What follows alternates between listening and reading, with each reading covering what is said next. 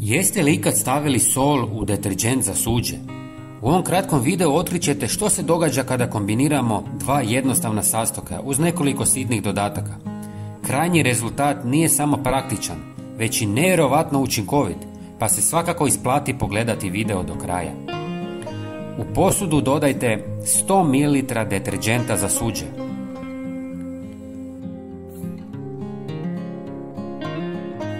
Zatim dodajte 1 žlicu kuhinjske soli i promiješajte.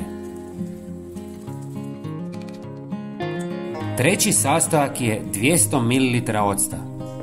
Prijatelji, napišite mi odakle me gledate. Hvala vam. I zadnji sastojak je 200 ml vode i sve opet dobro promiješajte. Zatim napunite špricu.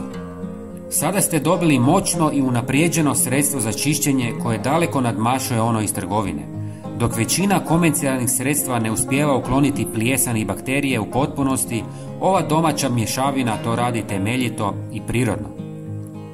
Od samo 100 ml deterdženta uspjeli ste napraviti gotovo pola litre sredstva za čišćenje, što znači značajnu uštedu tijekom godine.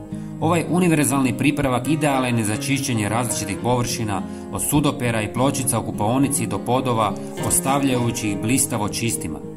Prijatelji, pogledajte i naš sljedeći video na vašem ekranu. Hvala vam. Pozdrav!